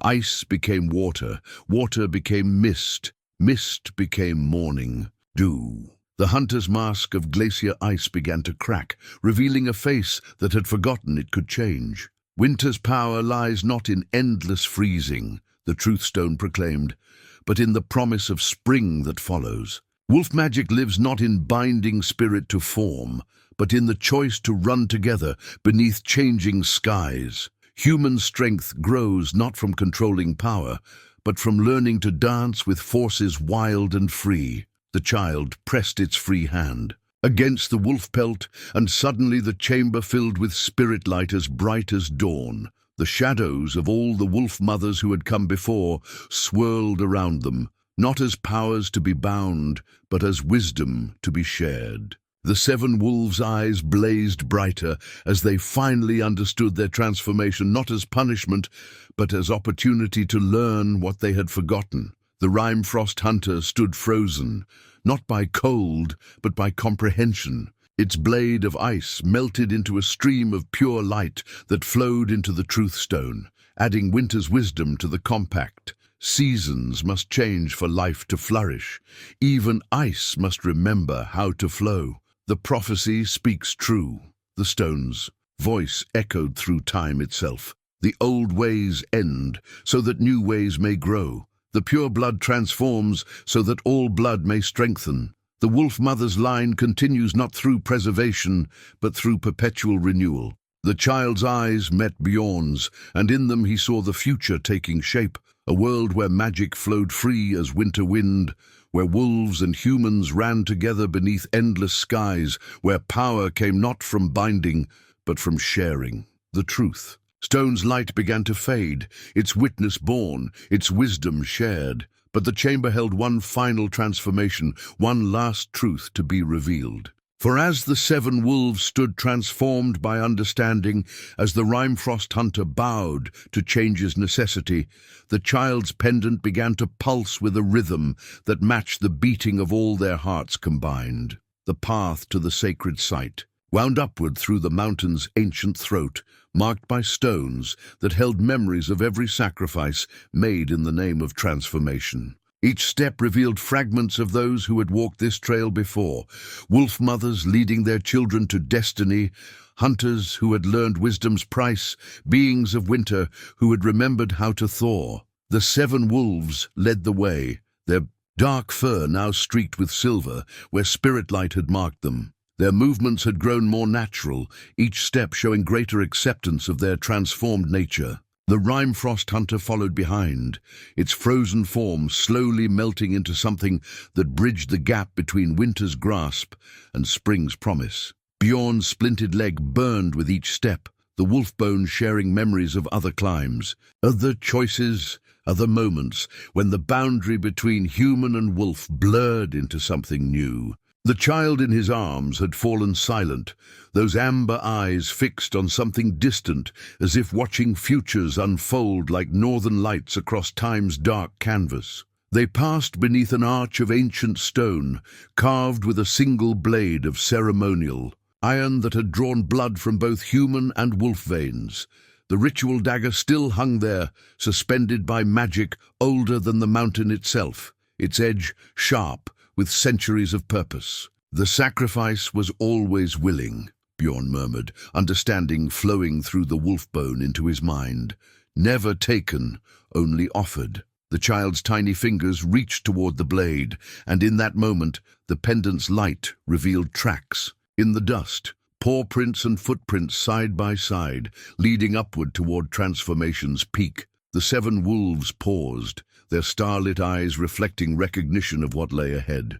They had wielded sacrificial blades in their human forms, thinking power flowed from the taking. Now they understood that true power came from what was freely given. Their howls echoed through the passage, not the hunter's call they had once known, but the song of those who had learned to run with the pack. The Rime-Frost hunter's voice, when it came, held less of winter's bite. The old ones knew, each sacrifice opens a path not to ending, but to beginning. Its form continued to shift, ice becoming water, water becoming mist that held the promise of both winter's wisdom and spring's renewal. Higher they climbed, past markers of transformations. Long forgotten by all, save the mountain's stone heart. The wolf teeth at Bjorn's neck chimed with rising urgency, recognizing how close they were to the place where worlds could change. The child's pendant pulsed stronger, its light mixing with the wolf pelt's ancient power. Near the top, they found what all who walked this trail eventually discovered, a chamber open to the sky, where starlight and firelight once mingled in the first rituals of human and wolf cooperation. Here, the earliest wolf mothers had learned to bridge worlds. Here, the first hunters had learned the difference between taking and receiving. And here, etched into stone, worn smooth by countless ceremonies, they found the words that had started it all. Power freely given transforms both giver and receiver. Magic shared becomes magic renewed. The pack survives not through strength alone, but through the choice to run together. The child stirred, reaching toward these ancient truths with perfect understanding. The pendant's light caught on the ritual dagger they had carried from below, revealing its true purpose, not to take life, but to mark the moment when life chose to change. Above them, through the chamber's open roof, the stars began to wheel into position. The time of transformation approached, when the barriers between worlds grew thin enough for magic to flow like spring melt after winter's grip. The 7 wolves took up positions around the chamber's edge, their forms casting shadows that moved like living things. The Rimefrost hunter stood watch at the entrance, its presence ensuring that what was about to happen would be witnessed by all the powers of the mountain, those that preserved and those that transformed, those that held and those that released. Bjorn felt the wolfbone pulse against his leg one final time, preparing him for what must come next. For on this trail, every transformation required sacrifice, and every sacrifice opened a door to something new. The storm gathered above the open chamber like a crown of living darkness, its clouds spiraling inward as if drawn by the pendant's pulsing light. Within its depths, lightning danced in patterns that mimicked the movements of wolves running beneath ancient skies. The air thrummed with power that bridged the gap between natural and supernatural, between preservation and transformation. In Bjorn's arms, the child watched the storms dance with quiet intensity. The wolf pelt rippled with energy that matched the tempest's rhythm, its fur shifting between physical and spiritual form like waves on a midnight sea. The pendant had begun to levitate slightly, pulling toward the storm's heart as if recognizing its kin. The 7 wolves paced the chamber's circumference, their movements creating patterns of starlight that spiraled inward to match the storm's rotation. Their dark fur now contained galaxies of spirit light, as if they had become living windows into the space between worlds. When they howled, their voices carried harmonies that spoke of ice learning to flow, of winter learning to yield, of power learning to transform. The Rimefrost hunter had stationed itself at the chamber's northern point, its form now a constantly shifting amalgam of ice and mist. Where once it had radiated winter's unyielding grip, now it pulsed with the promise of spring, hidden within every snowfall. Its presence completed a circuit of power that had waited centuries to be closed. "The storm comes not to destroy," Bjorn said softly, ancient understanding flowing through the wolfbone into his mind, "but to transform." The child's tiny hand reached upward toward the tempest's heart, and in that moment, a crystal formed. In the air above them, not of ice, but of pure light given solid form. The storm crystal hung suspended between earth and sky, gathering power from both above and below. Within its facets, images flickered like fever dreams. Wolves teaching humans the songs that could call down stars, humans teaching wolves the magic of hearth and home, both species learning that strength lay not in dominance but in cooperation. Lightning struck the crystal, but instead of shattering it, the bolt was transformed into threads of pure light that began to weave between all present. The 7 wolves' eyes blazed brighter as the energy touched them, their forms becoming more fluid, more natural in their new shapes. The Rimefrost hunter's ice became prisms that caught and transformed light into rainbow patterns that danced across the ancient stone. The child laughed, a sound like thunder wrapped in joy, and the pendant rose higher, pulling toward the storm crystal with increasing urgency. The wolf pelt's fur stood on end, each hair a conductor of power that flowed between storm and stone, between past and future, between what was and what could be. Bjorn felt the wolf bone against his leg pulse with a rhythm that matched his heartbeat, matched the storm's heart, matched the breathing of every wolf that had ever chosen to run with humans. The crystal above grew brighter, its light taking on the same amber hue as the child's eyes. The seven wolves began to sing, their howls weaving together into harmonies that spoke of ice becoming water, water becoming mist, mist becoming memory, becoming possibility. The Rime-Frost hunter added its voice, no longer the sound of avalanches, but of snow learning to dance on spring winds. In that moment of convergence, as storm and crystal and spirits aligned, the child's pendant touched the storm crystal. Light exploded outward in a circle of transformation, and in its radiance, Bjorn saw the truth that had waited since the first wolf chose to share its kill, since the first human chose to share its fire. Magic was never meant to be preserved. Unchanged, it was meant to grow, to adapt, to transform with each generation that chose to carry it forward. And in this chamber, under this storm, witnessed by powers both ancient and renewed, that truth was about to reshape the world once again. In the storm's heart, where lightning danced with starlight and transformation hung balanced on a blade's edge, a new crystal formed beside the first.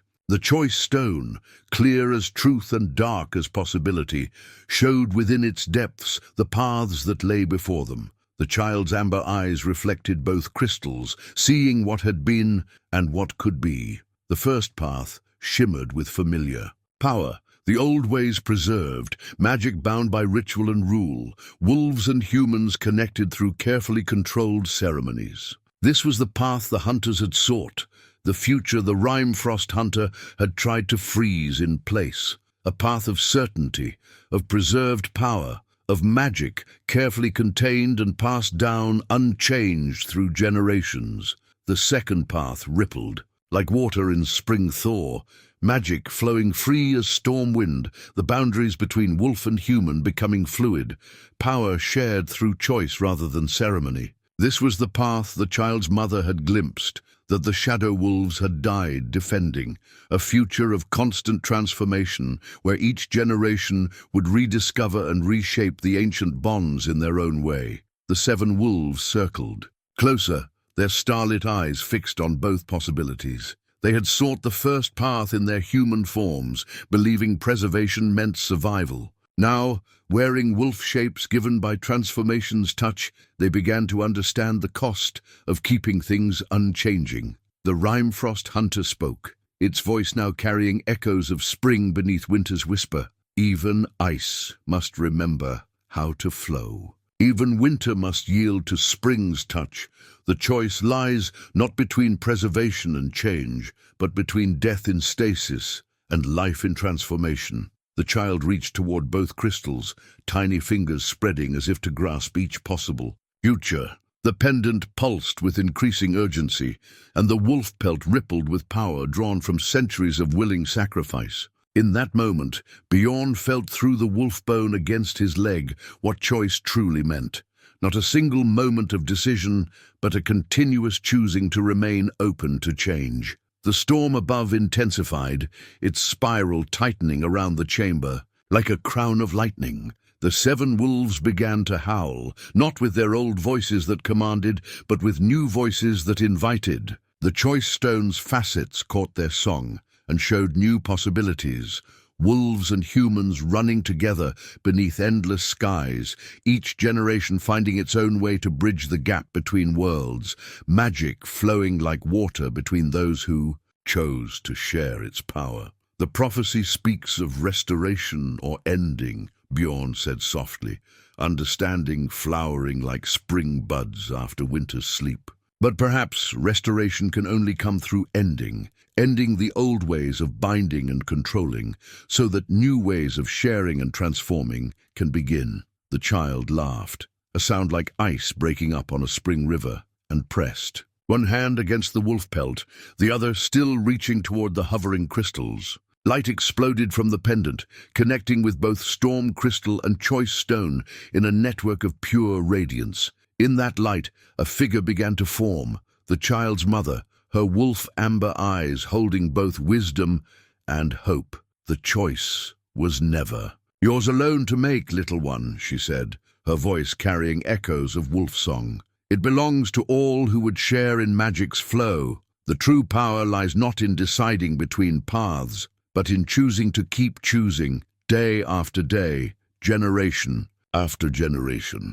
The 7 wolves moved closer, their forms blazing with absorbed spirit light. The Rimefrost hunter's ice became prisms that caught and transformed every ray of power into rainbow possibilities. Above, the storm waited to witness what would come. Of this moment, when all paths converged, and choice hung balanced between what was and what could be. The child looked up at Bjorn, with eyes that held centuries of wisdom and possibility, asking without words if he was ready for what must come next. For in this chamber, under this storm, witnessed by powers both ancient and renewed, the time had come not to choose between paths, but to forge a new way entirely. The ritual dagger rose from its ancient rest, its edge gleaming with centuries of purpose, not to take, but to transform, not to end, but to begin. Blood freely given had started the first bond between wolf and human.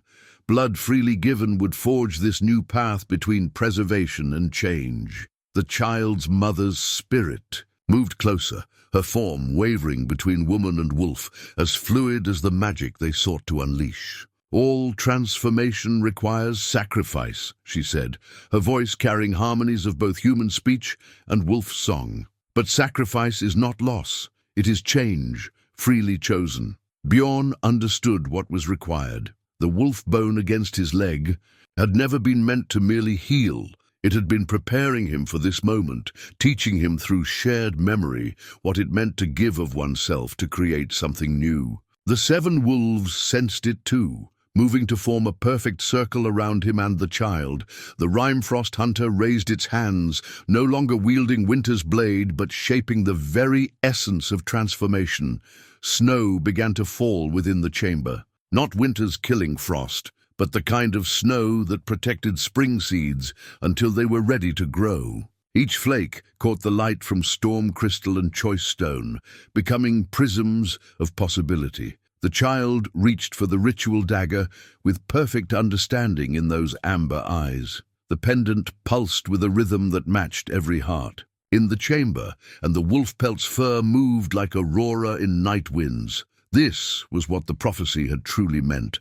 Not a choice between restoration and ending, but the power to transform both into something entirely new. Bjorn held out his hand, and the blade drew a line of red across his palm. The warrior's blood, freely given. The 7 wolves stepped forward one by one, each offering a drop of transformed blood that held both human memory and wolf magic. The Rimefrost hunter added a single tear of pure ice that held winter's wisdom and spring's promise. The child pressed tiny fingers against the mingled blood and ice, and in that moment of contact, every light in the chamber converged. The storm crystal and choice stone merged into something that had never existed before, a sphere of pure possibility that contained all paths, all choices, all transformations. The wolf pelt dissolved into pure light, its power releasing back into the world, not as something to be contained, but as magic that could flow freely between all who chose to share in its gifts. The pendant absorbed the light, transforming from silver to a material that bridged the gap between physical and spiritual. Blood and snow mixed on the ancient stone, forming patterns that rewrote the very rules of magic. The 7 wolves felt their forms shift again, not locked into either human or wolf shape, but free to flow between both as need and choice dictated. The Rimefrost hunter's ice became living crystal that could shift from solid to liquid to air, carrying winter's strength and spring's flexibility. The child's laugh rang out one final time, pure joy, wrapped in power that could reshape worlds. The pendant flared with blinding radiance, and in that light, every barrier between human and wolf, between physical and spiritual, between preservation and transformation, dissolved into something entirely new. Bjorn felt the wolf bone merge with his own, not just healing his leg but transforming it into something that could walk in both human and wolf realms. The sacrifice was not the pain or the blood, it was the willingness to become something different than what he had been before. As the light began to fade, as the new magic settled into the world like fresh snow covering old tracks, they saw what their combined sacrifice had created. Not a single path, but an infinite variety of ways for magic to flow between all who chose to share in its power. The child's mother's spirit smiled, her form now perfectly balanced between human and wolf, as the storm above began to clear, revealing stars that shone with renewed promise. The prophecy had been fulfilled, not through ending or restoration alone, but through transformation freely chosen, sacrifice freely given, and magic freely shared. The first light of dawn broke over the mountain's peak, casting rays through the chamber's open roof that seemed to carry new colors, shades that existed in the space between physical and spiritual sight. The child sat in Bjorn's lap, tiny fingers playing with the transformed pendant that now shimmered like captured starlight, changing its shape slightly with each touch. Where the 7 wolves had stood, 7 beings now moved with fluid grace, their forms shifting subtly between human and wolf as naturally as breathing. They were neither what they had been as hunters, nor what they had become as transformed wolves, but something new, bridges between worlds, living proof that change need not mean loss of self. The Rime-Frost hunter had become a shimmer in the air, a presence that could condense into ice or disperse like morning mist, carrying winter's wisdom without its unyielding grip. Its voice, when it spoke, held harmonies of both frost and thaw. The old powers do not end, they transform, as all living things must. Bjorn stood, testing his transformed leg. The wolf bone had become part of him in truth now, allowing him to feel the pull of pack bonds and the flow of magic through the natural world. He could sense every wolf within the mountain's shadow, not as creatures to be hunted or powers to be bound, but as fellow travelers in this new dawn. The child's mother's spirit lingered like morning mist, her form now perfectly balanced between her human and wolf aspects. "The prophecy is fulfilled," she said, her voice carrying both human words and wolf song. But prophecy was never meant to be an ending. It is always a beginning. Around them, the ancient chamber had changed. The runes carved into its walls no longer spoke of separation between human and wolf magic, but showed new patterns that told of paths between worlds, of powers shared rather than powers taken. The ritual dagger had transformed into pure light that spread through the stone like living crystal, turning the entire chamber into a bridge between realms.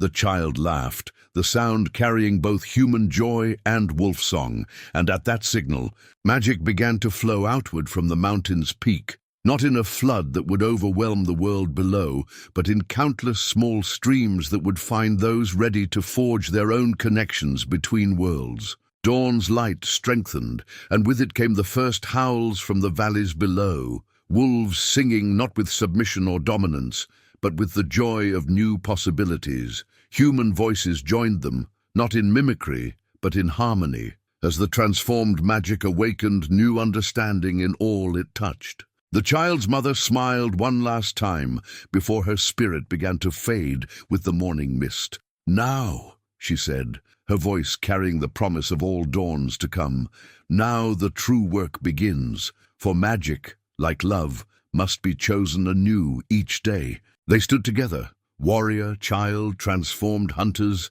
and winter's wisdom made new as the sun rose fully over the mountain's peak, casting light on a world where the boundaries between what was and what could be had become as fluid as magic itself. The descent from the mountain's peak was nothing like the desperate climb that had preceded it. Where before there had been pursuit and fear, now there was the joy of discovery as they encountered the first signs of the world's transformation. Flowers bloomed in the snow where the child's feet touched ground, their petals shimmering with colors that bridged seen and unseen realms. Bjorn moved with newfound grace, the wolf bone now truly part of his leg, allowing him to sense the paths. Between worlds, the child rode on his shoulders, the transformed pendant casting light that showed the way through both physical and spiritual landscapes. Together, they led a procession unlike any the ancient mountains had witnessed. 7. Beings who flowed between wolf and human form, and a presence of winter that had learned to dance with spring. They found Bjorn's warriors where the high passes met the valleys, waiting with a patience learned from the wolves that had gathered around their camp. The men's eyes widened at the sight of their transformed leader and his strange company, but they showed no fear. The new magic had already begun its work, awakening ancient understanding in all it touched. The child reached out toward the warriors, and in that gesture blessed them with the ability to see the worlds between worlds. Their expressions shifted from wonder to joy as they witnessed wolves and humans in the valleys below, beginning to forge new bonds, each finding their own way to bridge the gap between realms. The memory stone in Bjorn's pouch, the last gift of the mountain's heart, held images of all that had transpired. Sacrifice and transformation, ending and beginning, the forging of a path between preservation and change. These memories would be shared not as unchanging law, but as inspiration for each generation to find its own way to work with magic's flow. As they made their final descent toward the fjord where his longship waited, Bjorn heard wolves howling from the heights. Not the desperate cries of the hunted, but songs of possibility that invited harmony from all who would join in their chorus. The child's laugh rang out in response, carrying both human joy and wolf wisdom, and the very air seemed to shimmer with new potential. For in the end, this was not just a tale of a broken warrior and a mysterious child, of hunters transformed and winter's wisdom renewed. It was the story of magic itself, remembering how to flow between all worlds, all forms, all possibilities. One choice, one transformation, one shared song at a time.